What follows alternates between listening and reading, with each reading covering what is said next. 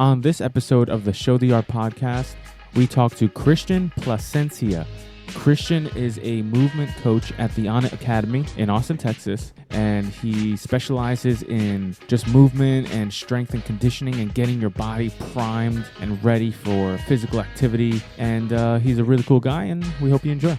Today's podcast is brought to you by Inverted Gear. For all your jiu-jitsu needs, go to invertedgear.com. Save 15% off if you type in the coupon code SHOWTHEART15 with no spaces. Our next sponsor is Chimera Coffee. That's Chimera Coffee with a K. They are a coffee brand that infuse their coffee with nootropics. If you don't know what nootropics are, Google it. They can do a much better job at explaining it than I can.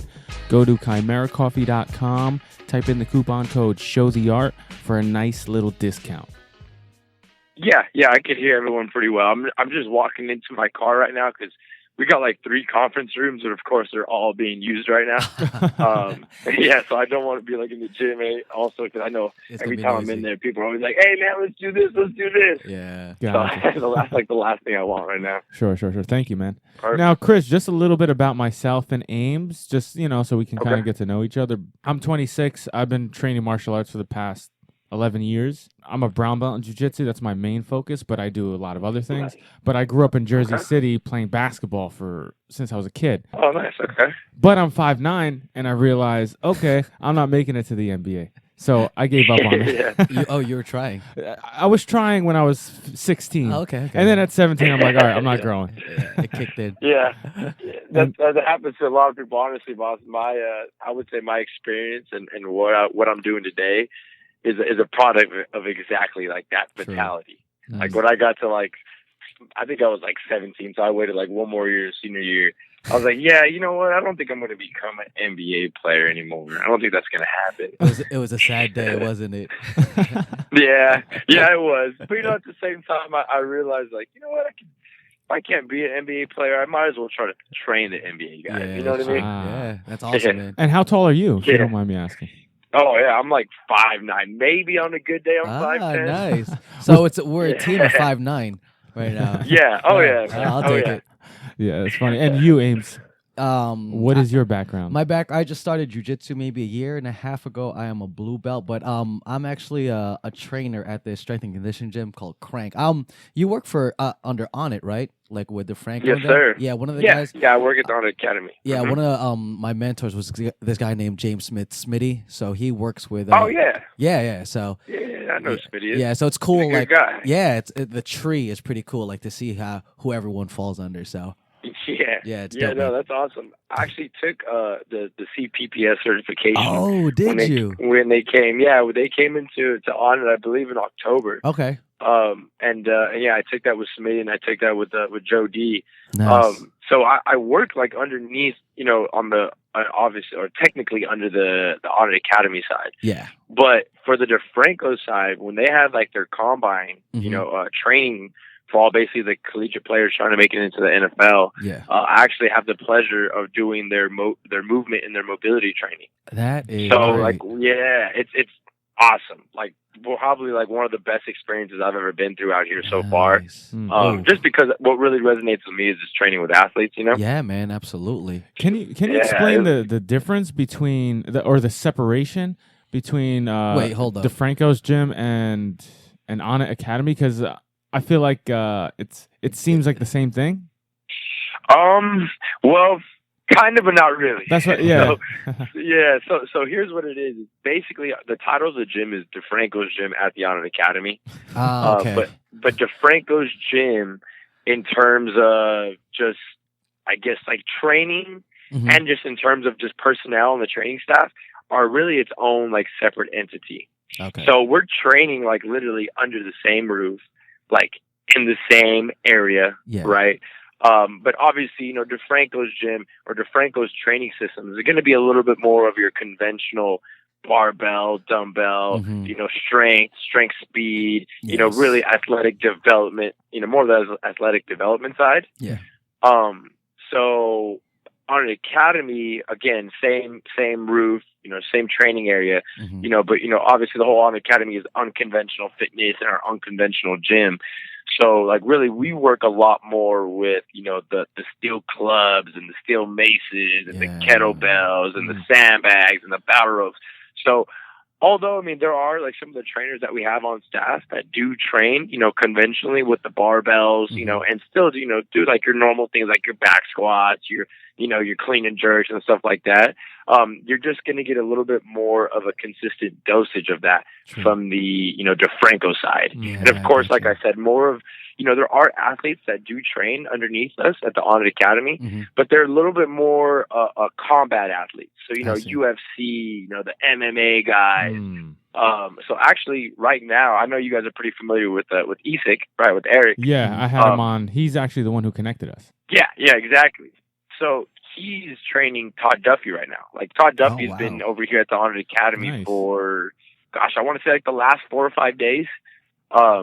And so, he's been doing, he actually kind of just gave me a quick little rundown of like his schedule that they've been working on. And Isik's awesome, man. Like knowledge wise, in terms of just like the body and how it's supposed to move and, if something's not working, where do I go so I can make sure it starts to work.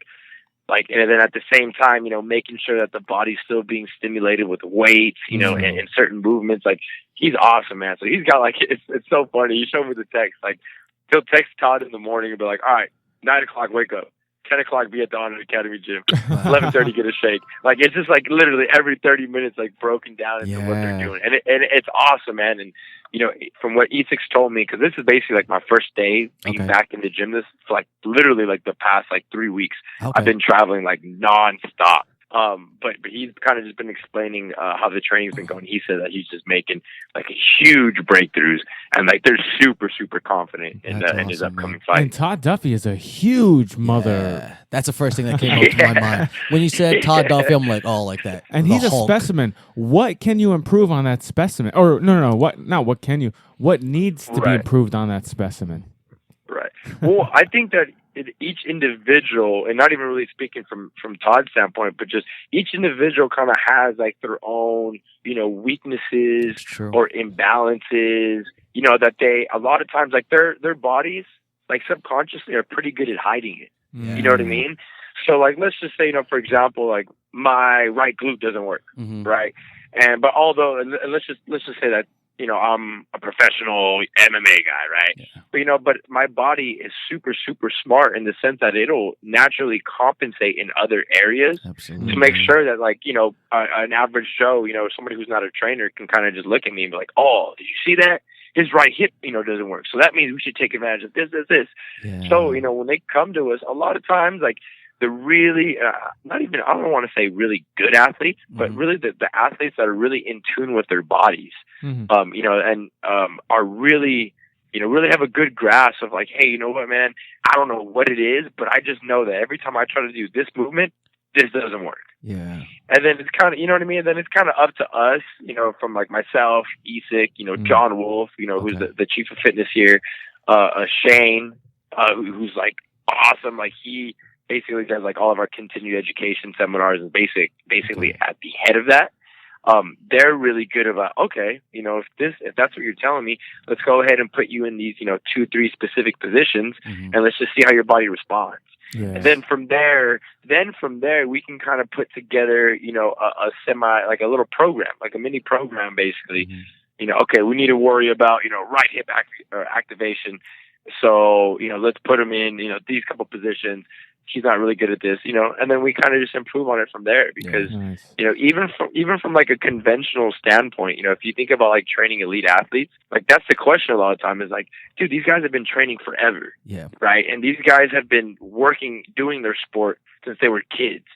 Like you need to be very, very specific to what you're going to be throwing in terms of stimulus at them, because if you just tell them to get under, the squat rack, right, and tell them to put up 80%, 90%, or however much of their max, I mean, chances are they've probably been doing that for a while, right, or some type of format that's very similar to that. Yeah. So their body is not really going to respond to that in a positive adaptation. You know what I mean? Yeah, sure, agreed. So Yeah, and that's like the really cool part about like the ONNIT Academy, I believe, when it comes to like myself, Isaac, and John and Shane, is that they're really good at just kind of understanding like, okay, if this isn't working, that's awesome. Most of the trainers, wherever you would kind of go to other gyms, would probably just look at it as like, oh, okay, his right hip doesn't work. Let's just go make him do some, some step ups, or let's just go, or his hamstrings don't work. Let's go make him do some deadlifts. Absolutely. I guess you're kind of ish on the right path, but not necessarily. You know what I mean? It's funny that you say that. Because I'm in the middle of reading Kelly Starr's book, Becoming a Supple Leopard, and he touches on that. And he says, basically, like you said, if your left glute doesn't work, your body naturally will counterbalance that and try to protect that and incorporate other muscle groups in the surrounding areas. But eventually you won't notice in a year or 2 or 3, but eventually your body catches up and then your whole back is messed up and then you slip a disc and then your life is effed up because of one measly muscle inactivity. Right. Because it's just that movement that you're going through. A lot of times that you see if the glutes aren't activated, if it's not working properly, you'll see the knees kind of diving in a little bit, right? So I love how we are sticking to the glutes. Right. It's very important. It is very important. So, Chris, kind of to backtrack, can you tell us where your whole fitness and your whole journey started? How you got into this whole ONNIT Academy thing? Yeah, definitely. So I guess I'll kind of just like from the very beginning when I was like 12 years old, I hurt my ankle playing basketball, of course, like every other kid does when they're playing basketball. It's like inevitable not to twist your ankle. Yeah. And I went to a physical therapy spot out in Salinas, California called Balance Physical Therapy.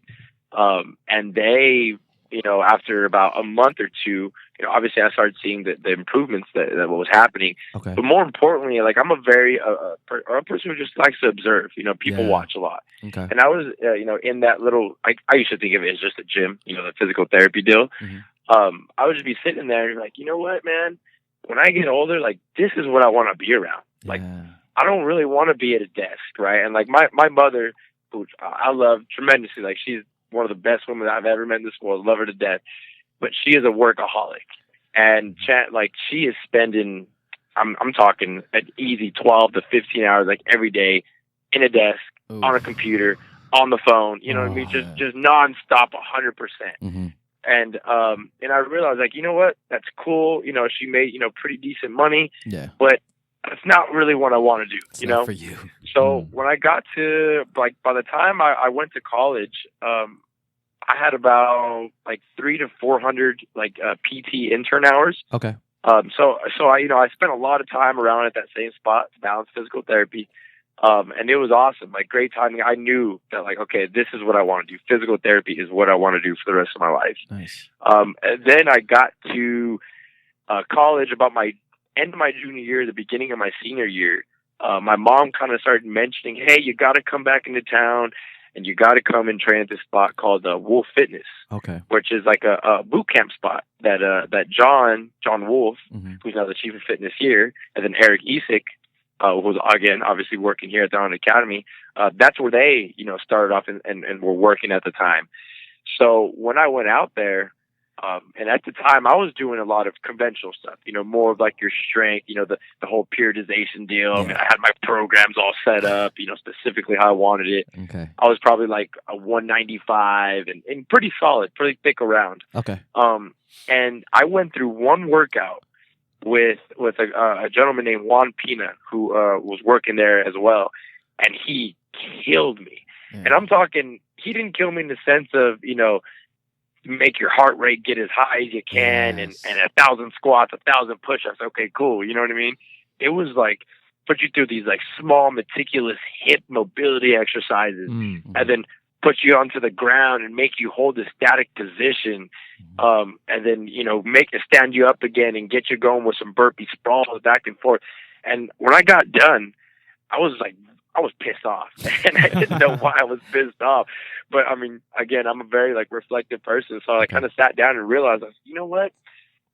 The training that I think that I'm doing that's super effective, with the barbells and the dumbbells, which if done right, prescribed right, I believe is totally necessary. I was neglecting really the whole, movement capacity and the movement sophistication of my body. Yeah.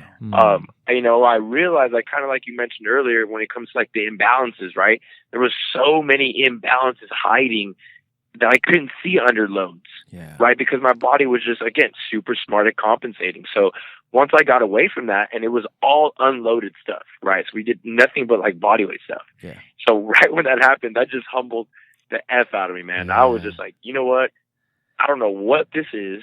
I don't know what these guys are studying, but I need to get in this field. That's awesome. So yeah, man, it was honestly like eye-opening experience. I will forever remember that first day. It was so simple, but yet it was so effective. You know what I mean? Yeah. Sure. It's crazy how sometimes like an exercise is easier when you're holding a weight. Like I feel like a lot of people have an easier time doing a squat with a kettlebell in their hand, even a light one, than you tell them to put it down, and their mechanics are like way more malfunctioned. The counterbalance, if you have the kettlebell. Okay. Also, the kettlebell can bring you lower. It could get you into like a deeper stretch. Some people use the kettlebell for stretch, right? Right. So like in terms of like holding that kettlebell, you're actually, you know, it's actually assisting gravity, right? It's actually giving you like a little bit more load. So it's almost like somebody kind of coming on top of you and just giving you a little bit more of a push down, right? Like, oh no, you can't get into that position. Let me help you push you down into that position. I got right? you. Yeah. And just having like that whole external feedback, it gives you something kind of just to relate to your body with, in just in terms of like kinesthetic awareness, you know what I mean? Understanding how your joints are feeling, you know, where they are in space and time. And then, but you're completely right, man. I mean, you give somebody a kettlebell, right, and you tell them to do a goblet squat, and you tell them, okay, try to get, you know, ass to grass, right? So try to really bring your butt all the way down to your heels. Yeah. And then you take it away and you tell them to do the same thing. And you'll realize that, like, naturally, a lot of times, like, their hips and their butt are going to kind of want to go more of like a powerlifting deal, right? Where they kind of go a little bit more ass back rather than ass down. Yeah. Okay. But no, you're completely right though, 100%, man. If you ever want to see somebody's imbalances or challenge them a little bit, just especially people who are already lifting weights, like just take away the weight, right, and just make them do the same way, whether it be a lunge, press, or anything like that. And a lot of times, especially if you have them moving really slow, you'll be able to realize, like, okay, there's something going on right there. Yeah, sure. You see where the tightness lies. I like to take a PVC pipe and just tell someone to put it right over your head and go into an overhead squat, and then you see where people are tight, right? Yeah, whether tight in the back where they start hunching over, or their calf, or they kind of shoot in. It's. I noticed that for the long time when I was doing squats, I was doing, I guess, what you guys would call a powerlifting squat, where my butt would be going back more. I would keep the spine neutral, because that was what I was taught, but I wouldn't go ass to grass. And I realized now, after training with Ames, from doing a lot of those goblet squats with the kettlebell, that's a big tightness. So it's very hard for me. So now I'm forced to only try and do like those deeper, ass to grass squats. Right. And I feel the imbalance when I try to do it without a weight, and that's why I brought it up. So how do we fix that flexibility issue when people are, because the squat is like one of the most fundamental things we should be doing, right? Yeah. How do you work on your mobilizing and all your screens? Like mobilizing? Yeah. Definitely. So let me speak to this first, and the whole deal of like, maybe people are wondering, well, why would I want to do ass grass? Why would I want to go powerlifting? I mean, from an athlete's perspective, it's very position dependent. So like really they carry over into whatever their sport requires them to do, right? So just from a very fundamental standpoint, ass to grass, you're going to put a little bit more stress on your hip flexors and hip adductors. So a little bit more of like your front side of your hips, right? And then if you go a little bit more ass back, that's a little bit more in the hamstrings, right? That's a little bit more of the posterior, your posterior chain kind of firing up. Now, so now working with the two though, and something that we kind of preach here at the ONNIT Academy is like, it's not that you should, or you have to squat ass to grass, or you have to squat ass to back, but think about it like this. Think of it as like tools in your arsenal. You know what I mean? Yeah. So it's like, do I have to squat with my ass going back because I have to, because it's the only way I can because of, the limited amounts of range of motion? Or am I doing it like that because, like I said, you're an athlete, or, or you're a general population client who may have had some hip issues, and this is what makes the most sense. Now, from a, mobility standpoint, and, kind of you're asking, how do I kind of open up my hips so I can kind of get into that position? There's a couple things that I really like to attack it. And it's actually funny that you asked this question. On my blog, on my website, actually about 2 weeks ago, I believe, or 2 or 3 weeks ago, I put up a blog about how to prep your squat. And it kind of goes into exactly like this, right? Like, why do you want to squat this way? What's the difference? Da-da-da. But, I mean, the way I kind of like to attack it really is through a series of like open and closed chain exercises, and then like slowly kind of moving into like what we would consider, I guess, like a movement prep for that squat that day. Yeah. And then you actually get into that squat, right, with the loads or unloaded or whatever it is that day. Yeah. So some like simple, open and closed chain stuff. I'm talking, open chain in terms of like, you're not really using the ground or using the kettlebell or using some sort of, pull as like some external feedback, like kind of what we were talking about, using the kettlebell to get deeper. Okay. So it's just like really unweighted, unloaded bodyweight exercise. So, a lot of times the things that I realize the most is really tight around the hips. I'm thinking a little bit more, the hip internal rotation. So your adductors are really, really tight. Or sometimes it could be, like the hip external rotators, more of like the glutes, more of like that QL on the back side is really tight. Or if you even want to break it down even more, like a lot of times at the ankles, like that could be the biggest like limiting factor. Yeah. Right. So for me, I could cross off all three of those from mine, like, or not cross off. I can't cross them off. I feel like my ankles are a little too tight. I feel like my adductors are a little too tight, and just everything. Everything. I need help, man. I need help. No, I believe me, man. You're not alone. You are not alone. Even myself, who, somebody who really practices what I preach. I don't wake up in the morning. I'm not like Isak, man. Isak's like a whole another animal where, he wakes up in the morning and just like dropping down ass to grass, like pistol squatting like it's no big deal. Yeah. You know what I mean? Because obviously his body, body, he's given himself enough time going through open and closed chain, mobility exercises to where his tissues are now at a resting like threshold to the point where they could do that. Right. Yeah. Now someone, who's first starting off, it's going to take a lot of time. Now, within just one bout of exercise, if we attack, the ankles, with, getting them ready for from dorsiflexion, which is a lot of times like where a lot of people are kind of limited in. Let's just say you put them through a dorsiflexion, when you say dorsiflexion, sorry, Chris, when you say dorsiflexion, can you explain, can you give everyone a visual just in case they don't know the terminology? Is that like toes going to your shins or toes going away from your shins? Yes, it'd be toes coming up towards the shins. Yeah. Okay. So the way I think about it, like from a science standpoint, or like in school when they taught us, was think about, there's plants on the ground, right? Plants are seated into the ground. So anytime I point my toes down into the ground, I'm talking about plants. So I'm talking about plantar flexion, right? I like that. Yeah. And then, I mean, for me, if you really want to get more into like, obviously the dorsi, I think of like dorsal fin, right? So I think of like a dolphin that's on top, that's like coming on top, above the surface. I like that. Yeah. Yeah. I believe I have tons of little hacks like that in school, man. There's because anatomy, physiology, dude, there's so many things you have to remember. It's not even funny, man. Like I think, looking back on it, when I did my practical for the muscles and the bones, I don't think I got anything better than like a 70% on those. Oh, no kidding. Because it was just like, Jesus, man, like, how many muscles you got to point out. Yeah, it's like impossible sometimes, especially in a limited amount. But yeah, that's basically like the dorsi and plantar flexion. So let's just say that we work on that, right? And then let's just say we slowly start to move up, and then we start working, open chain exercise for our hip adductors. So, with that one, I really, really love a regression that we have for something called a shin box. So a shin box switch, again, it's a little hard to kind of give a visual, I guess, over the phone. Yeah. But again, if anyone ever wanted to see like a really good description and explanation, if they go onto like my blog and my website, like I put up videos, within my blog, so then within like a separate tab where people can kind of just tap into and check it out. And what's the site? It's my name, so it's going to be Cristian. So that's Christian without an H, and then my last name is Plascen. CIA, so Plascencia, ChristianPlacenciablog.com. Take that down, people, just in case you're Yeah, wondering. yeah, Take right. that down. There's your Yeah, plug, in case you baby. want to see that. Yeah. So then we would attack the hip and the internal adductors, and then what we would do after that, is then get a little bit more specific. So by that point, people's hips are already starting to feel like they're already looking at me like, dang man, like what the heck is going on?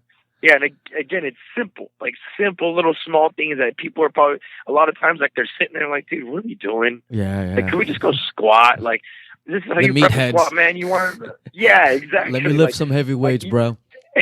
Seriously, man. Like a lot of people will really do that. Like they'll put on heavier loads, like we kind of talked about, right, to get deeper, and then like they'll put it up, and then they'll be like, all right, it's a bodyweight day today, so I'm prepped, I'm good.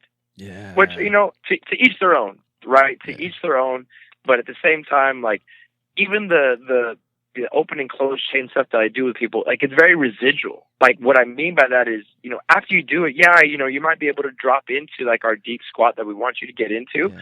But if you only did that, right, and then you kind of just walked away and just went about your day and just did everything else that you always normally do, it's not going to last like more than a day, depending on, so much variability between individuals, but it's probably not going to last very long. You're back to square one. Exactly. You're back to square one. And honestly, you're kind of just wasting your time doing that in the gym, right? Yeah.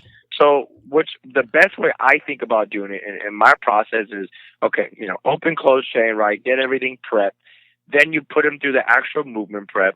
Then you actually training them, right, specifically in that position. So whether it be, I don't know, the deep squat, with some weight or unweighted or unloaded, it doesn't matter.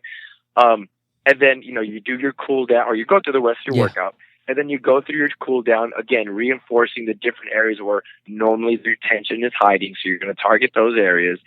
And then, it's the ongoing process. So like for me personally, like I'm a little weird. Like I've been told a lot of times, like I'm at the airport, I'm in a restaurant eating. If I'm feeling tight in a specific area, like I don't care who's watching, I'm going to go and just move. It doesn't have to be for like very long. And obviously like I'm not going to move all the tables out in the whole area and make a scene. You're not propping up two tables and doing splits on them. That would be cool though. Like that at all. I would like to see that. That would be pretty cool. That would be awesome. But yeah, it's like your movement, you become what you are, right? So if you're sitting at the desk all day, and your whole posture's, super compensating and it's putting you through this weird posture dysfunction, then you're going to be a dysfunctional like human being. Yeah. You know what I mean? In terms of just posture and how your muscles and joints are sitting.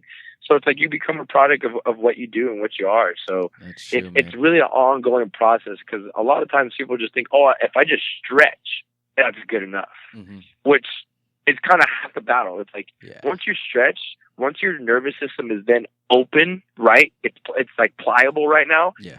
Then go and train it. Then go and put like, okay, what are we trying to do? We want to open up the hip adductors. Okay, so then let's maybe get you going through like some animal flow stuff. Like I really love like the lateral traveling aches, which again is on my website if you guys want to see what it is.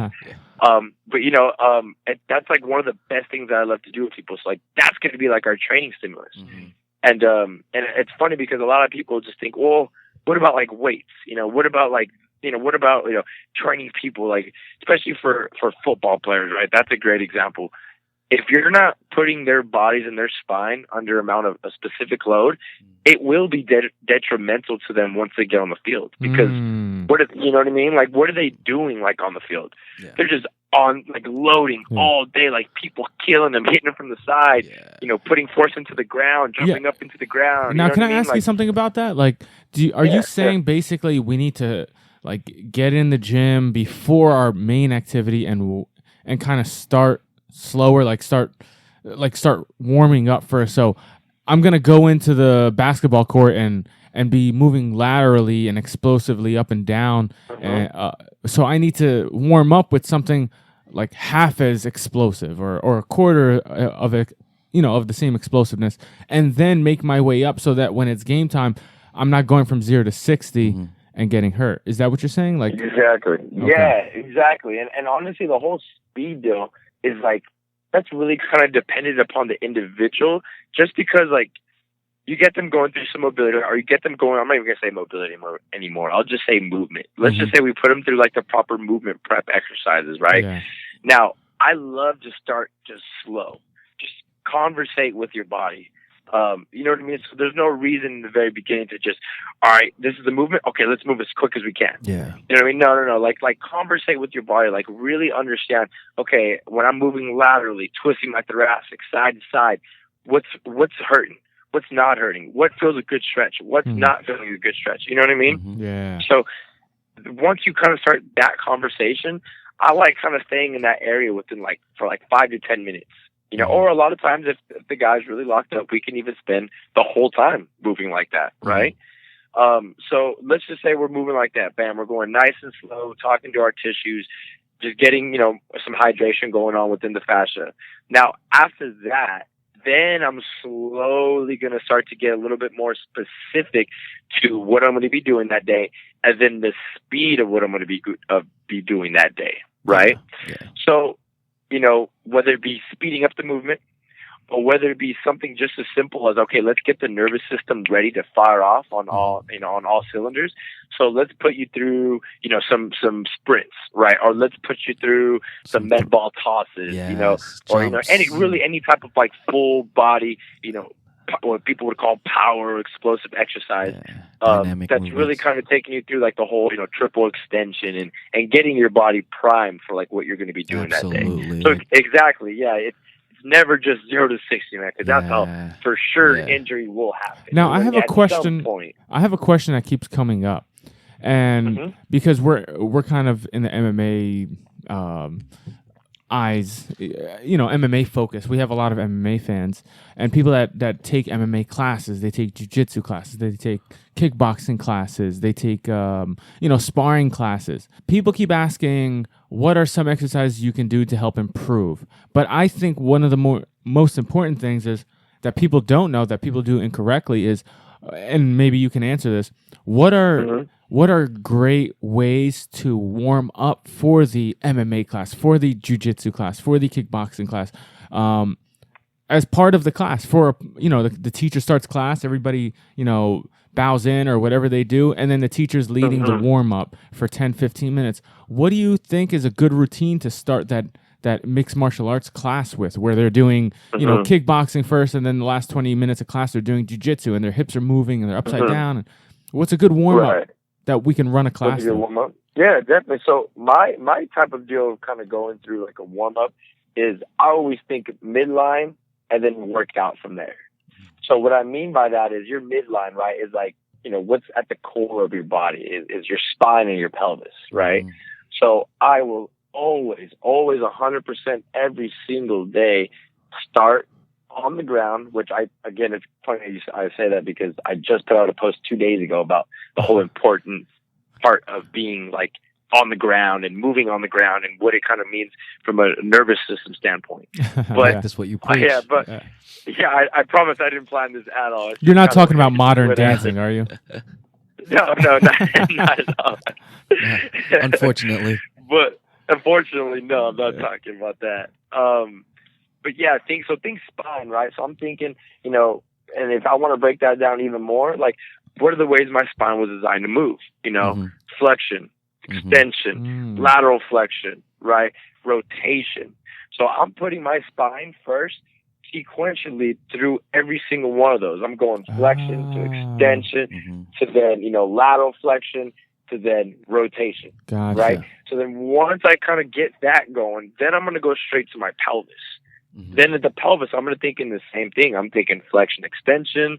I'm thinking, you know, a little bit of rotation. I'm thinking lateral flexion, right? And then, you know, at the Art Academy, that's kind of like something, like one of the really cool things that we do is we kind of teach people and, you know, and show them like, this is how you're supposed to move your hips, you know, or this is how you're kind of supposed to go about this in a sequential manner, rather than kind of just, all right, I'm going to hang down, stretch out my hamstrings. Okay, I'm just going to do some overhead shoulder circles. Okay, cool, let's go do it. You know what I mean? Yeah, man. Like, that's where all the confusion comes in, and that's why I asked the question, because it leaves people, a lot of people with a blank with a blank canvas, a blank idea without any direction. So they just run the class through, we start class, everybody runs around in circles, and then, all right, 50 burpees, boom, and then bear crawl. Like, we went from 0 to 60 quick in 1 minute. Real and quick. Damn, Drake. Real quick. But I feel like what you're saying is, all right, I'm not going to give you guys necessarily the exercises. You can look them up yourself, but I'm going to give you the strategy. We're going to start with this, then this, then this. Is that what you're saying? Yeah, and exactly. Like, just go about it. And again, it starts slow, right? You're conversating with your body. Some days, like, you might not need to spend, 2-3 minutes working on your pelvis. Mm-hmm. Some days you might be really locked in because of what you did the day before or week before or whatever it be. And you need to spend 10 minutes there. You know what I mean? So it's like, it's kind of tough because it's funny. A lot of people kind of ask me that, right? It's like, oh, well, how should I go about it? And I give people just kind of general guidelines in terms of just and ways and things you want to look for. Like I said, you want to go spine, then you want to go pelvis, then you want to start getting into like those deep, like little muscles within your hips. And then you want to get into the shoulders and the neck. And then you go back to the arms and the elbows and the fingers and the wrists. You know what I mean? Yeah. So like and then from there, like normally I spend about you can go through realistic about 15 minutes of going through all that right there. And I'm just talking, 1 or 2 movements in each one of those.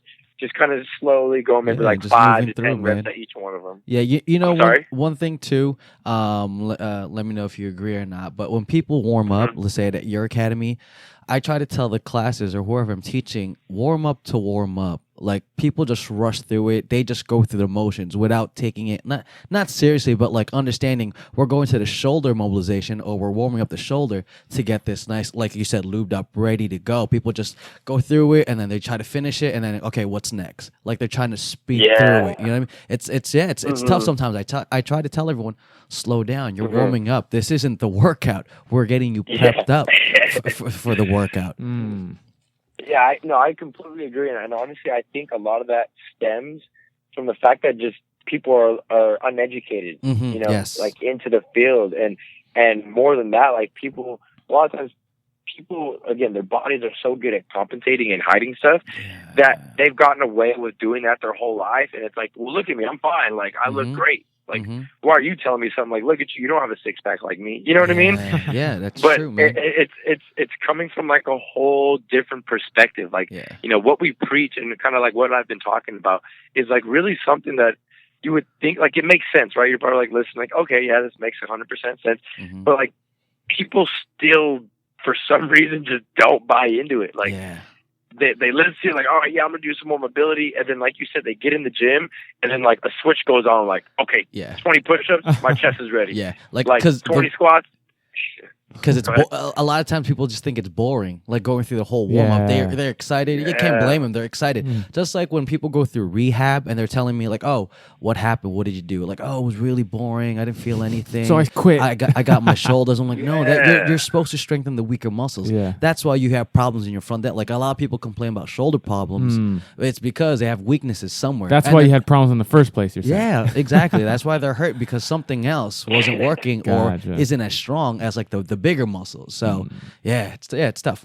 But the bigger muscles really are the cooler muscles, ain't? Yeah, I understand. Yeah, right. But you can't use the cooler muscles if you're hurt. True. No, man, you really can't. And that's the thing is that, like, a lot of times with like the population that we're working with, I mean, I don't know, like, what's like the normal age range that you guys kind of see, but like majority of people are, like you said, we're more concerned about looking good, right? Absolutely. Like looking good with our shirts off. And I could 100% attest to that. Like I said, what I was doing before I went to Wolf Fitness Systems, right? And before they kicked my ass and I got humbled, I was doing the same thing. Like, that was important to me. But now that I've kind of fallen into this whole different realm, like, I've almost fallen in love with it. You know what I mean? Like, I've tricked myself. It's almost like I'm not really worried. I mean, yeah, I want to look good, right? And a lot of that honestly has to do with like your diet that people don't even realize. Yes. But like, I want to look good, but at the same time, if I'm waking up in the morning feeling like crap because I can't move a specific way, and I'm 23 years old, or I can't go play basketball because my hips are really like that tight, or my shoulders are hurting to go do anything overhead. Like, there's a problem, there's an issue there. And a lot of times people are probably going through that, and subliminally or like subconsciously, they probably know, like, okay, I know what I need to do. My mobility is horrible. But it's like taking that next step, you know, they might do it for a day. They might do it for 2 days, and then after that, it's kind of like, that was boring. I'm or over like, it. You know what I mean? You don't see the results. Or like, you know what? Yeah. Right. Or like my shoulder. Oh, you know what? I did 2 days. My shoulder feels a lot better. I think I'm good now. Frustrating. You know what I mean? It's like, well, you know, probably not. Exactly. It's just put in the work. Yeah, we've been in this thing for a while, so we've seen so many people. That's why it's like we try to tell people, like, we're not doing this just to tell you. We've seen people get hurt. And we've seen like the older generation, like all the stuff that they go through. We're still kind of relatively young, but when we're older, we're not gonna have this mobility, flexibility, man. Yeah, it catches up to you. It does, man. It really does, man. So now, Chris, we're running out of time, but I got one more question for you. It's a question I love to ask. What inspires you? What keeps you going? What makes you want to continue your education and, you know, be the best that you can be? What inspires you? Probably the fact. There's a couple of things. I would say number one is my family. Being from like, you know, whole Mexican culture, Mexican heritage. Like every weekend we were always with each other. So, you know, I've grown up basically being around my family 100% of the time, and, you know, to see them, you know, kind of just goes to like their daily lives. And, you know, I'm out here like in a whole different state away from everybody. Basically lives in California, and I'm in Austin, Texas right now. Not being able to see them, I almost feel, and everything they've like done for me to put me in this position, I almost feel like I'm obligated. Not obligated in the sense that like, oh, I gotta get up, I gotta do this. Yeah. But I like a personal, just like a personal entitlement to just want to do, you know, do good by my name. You know what I mean? And put my last name and carry on the culture and like carry on, you know, the fact that all my family members, man, they work so hard. You know, a lot of them used to work in the fields, you know, growing up, and I'm talking like all year round. So knowing that, you know, that's where they came from, and then to be in a position where I am right now, and to be blessed to travel and to work with these certain people and talk with certain people, like, how could I not? You know what I mean? Like, it would be a slap in the face if I didn't give 110% every day. Yeah. And I think another big thing is something that kind of just scares me. It's funny. I tell this to all my friends all the time, that something that scares me is the fact that like one day I'm going to wake up and realize that like, oh man, I forgot everything I ever learned about the human body and movement. Oof. So like, which is like, you know, not true. It's not like one day I'm going to wake up and be like, well, you know, it could happen. You know, God has a plan for everything, but it could happen. But to a certain extent, like there's so much information out there. And like the more that I'm learning, like the more I realize like, damn, I don't know anything. Yes. You know what I'm saying? I like agree. The more you learn, the more you realize like, I don't know anything at all. I don't know shit. Interesting. So it's got to be that. It's got to be like the whole fear of just, you know, not being able, you know, if I get an elite athlete one day and I can't help them, that's my biggest fear. Or a general population client and I can't help them. It's just, you know what I mean? Again, going back to my family, like, I don't want to put my family's name to shame like that. True, man. Well, so, Chris, that's all the time we got, man. This was a great conversation. We really appreciate you coming on. Seriously, you know, I have fun doing this. We got to take a trip over there. Oh, man. So we go through. Please come on down, man. We can go through some mobility, all the stuff that I was talking about. Yeah. You know what I mean? We can do all that. Yeah, especially you guys could take that back with you, you know what I mean, and start to slowly implement it with your own training and then you know, the classes that you're teaching. So that'd be awesome, man. Never stop learning, right? Never stop learning. Never stops, man. Never does, I promise. Yeah, man, and we got to get you on again. Maybe next time we could talk about more basketball strength and conditioning stuff. Now we're talking. Yes. Yeah, I would love that. I would absolutely love that. Thank you, brother. Yeah. Thank you. Last thing, what do you think about Durant leaving? Oh, man. We could get into it. I'm the biggest Laker diehard in the whole world. I cannot stand. I'm one of those naive fans that says I can't stand any other team, especially the Warriors, because I got a lot of buddies that are Warrior fans. Yeah. Are they new Warriors fans or like they're no? OGs? They've been with him. Latrell Sprewell that whole time. Yeah. Baron Davis. They're the Raider fans. You know what I mean? So they're loyal. Good, they're loyal cool. to the Bay Area teams, man. But I will say this, man. Kobe Bryant to the day I die. We just became best friends, homie. Now let me ask you one question before we leave. Yo, we got to get you on our other podcast. We got one, but this. Wait, hold up. So, now that Kobe's gone, who is your new favorite player? Kobe Bryant. Ooh, yes. Retired Kobe Bryant. Retired Kobe Bryant. My newest favorite player, I gotta say, Russell Westbrook. I knew it. Let's go, baby. It's gotta be, bro. Yeah, Go ahead. Dude, it's so funny because every Kobe Bryant fan I know, I'm like a huge Kobe Bryant fan. We all, our new favorite player now is Russell Westbrook because he's like the closest one. Yeah. Not like graceful and all that, but like arrogant. Like his. You trying to start a fight, man? Yeah, man, he's mad. Like he wants to win. Yeah, I like that. Cocky, arrogant, full of himself, stuff like that. Like Chris, we just became best friends. Doesn't know how to dress. Maybe me and you could have a podcast. We could kick Abe out. Yes. You know what I mean? Yeah. We'll just call it the Kobe podcast. Yeah, I'm down to talk about him all day. Yo, next week, Chris, get ready because we're gonna podcast again. Okay, I'm all for it, man. You just let me know. Absolutely, brother. All right, dude. Tell people how they can reach you.